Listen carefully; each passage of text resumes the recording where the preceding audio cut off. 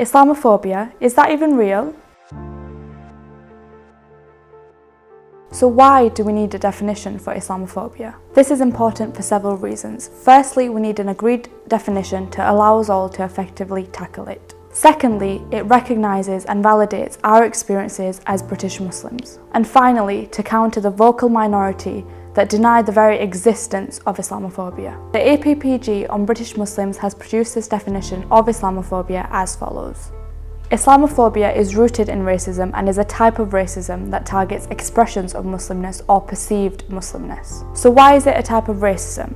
Because even though legally Muslims are not classed as a race, we are treated as though we are one. For example, when people are called a Paki. Also, we know that people from other faiths, such as Sikhs, have also been the subject of Islamophobic abuse. MEND supports this definition to be used along with guidance that allows people to understand all the different ways in which Islamophobia presents itself, including firstly, the process of Islamophobia. For example, Ofsted asking Muslim girls about wearing the hijab, but not asking similar questions from Sikh children or Jewish children.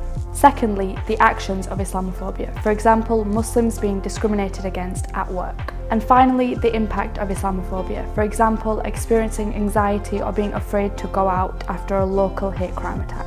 One thing of concern is how race and religion are treated in legislation. The Racial and Religious Hatred Act of 2006 states that it is an offence to use insulting or abusive words against people because of their race, but it is not an offence to use the same words against people because of their religion. So you can't insult people because they are black, but you can insult them because they are Muslim. Is that fair?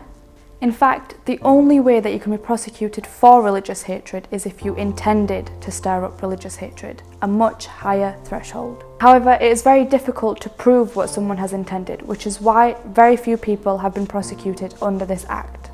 We believe this needs to be reviewed to give the same protection to people of all faiths. Social media is another form of growing hate speech.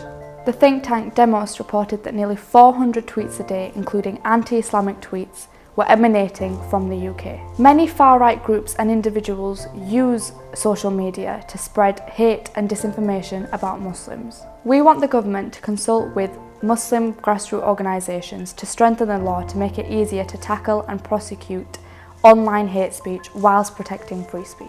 In recent years, we have seen increased attacks on mosques and religious institutions. Research by MEND showed that there were at least 200 attacks on mosques between 2016 and 2018. However, some police forces do not record data for attacks on religious institutions, which means the real figure is likely to be far higher. In addition to this, although the government provides £14 million every single year to protect Jewish schools and synagogues, there is no similar regular funding in place to protect mosques and madrasas.